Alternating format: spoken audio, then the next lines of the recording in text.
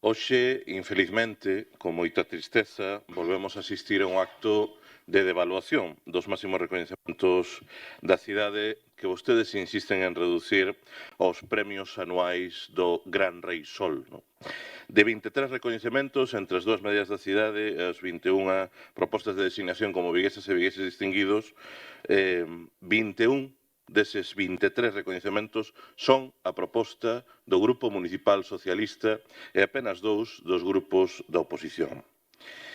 Veñen a corroborar, a volver demostrar a súa visión profundamente antidemocrática na que reducen a cidade á alcaldía. Por iso se atreven a dicir neste pleno memeces, permítame a expresión, como a que se escoitou ainda no último pleno ordinario, de que Vigo naceu en 2007 coa grande chegada, coa gloriosa chegada de Abel Ramón Caballero Álvarez á alcaldía de Vigo.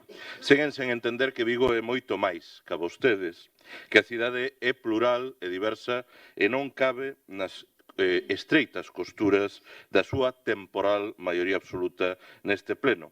Insisten en confundir unha outra vez Vigo co seu en Vigo.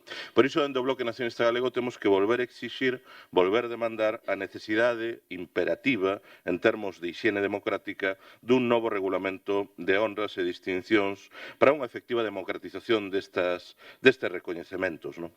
Para impedirmos que os seus vetos sectarios continúen a secuestrar a medalla da cidade e tamén a devaluar o recoñecemento de vigueses e viguesas distinguidas. O veto sectario co que este ano 2026 un goberno que se di progresista e feminista quere impedir que a cidade de Vigo recoñeza coa súa medalla a unha referente incuestionável de compromiso social, feminista, de amor por Galiza e unha escritora de talento excepcional como é Begoña Camaño, que ven de merecer ser dedicada ás letras galegas deste ano 2026. Vostedes din non a recoñecer a Begoña Camaño, en cambio propoñen premiar coa maior distinción da cidade ao empresario García Costas, debe ser polo seu acreditado respeto aos dereitos das traballadoras e dos traballadores, ou ao Colexio Carmelitas como exemplo da súa aposta coherente polo ensino público e laico.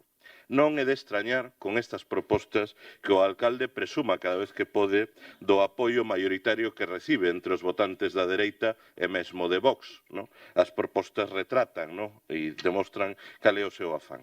No caso das viguesas e dos vigueses distinguidos, o problema non está nas persoas ou entidades que vostedes propoñen e coas que, matices aparte, o BNG coincidimos en que son claramente merecedoras deste recoñecemento.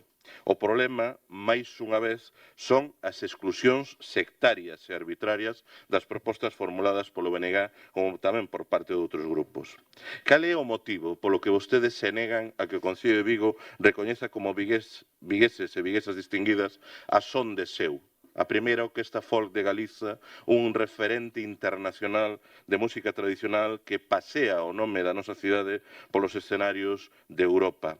Cal é o motivo polo que vostedes se negan a recoñecer a inmensa labor en termos de participación democrática, de construción comunitaria, de desenvolvemento do barrio, dunha asociación veciñal como é a Asociación Veciñal de Teis, que cumpre precisamente este ano 2026 50 anos? Por que lles parece que é máis meritorio que unha empresa privada cumpra 50 anos e non unha entidade sen ánimo de lucro que leva moitos anos a loitar por mellorar o seu barrio e o conxunto da cidade? Cal é o motivo polo que se negan a recoñecer nada menos que o pintor Lodeiro neste 2026, no que se cumpren 30 anos do seu pasamento, sabendo, como saben, que o pintor de Vigo, que era como se lle coñecía, é unha das máis altas referencias das artes plásticas galegas. É claro que o seu motivo, o único motivo que hai, é que as propuxo o BNG. E esa é a demostración do seu sentido democrático, do seu respeito á pluralidade, do seu nulo sentido da cidade. E por iso que o BNG traemos a este pleno un voto particular para defender que, malia o seu sectarismo, todas estas entidades si merecen, e persoas si merecen do recoñecemento da cidade, que non é o recoñecemento do Grupo Municipal Socialista, que non é o recoñecemento de Abel Caballero como alcalde, é o recoñecemento do Concello de Vigo en nome do conxunto das viguesas e dos vigueses. Dous votos particulares que son unha oportunidade para que rectifiquen por unha vez.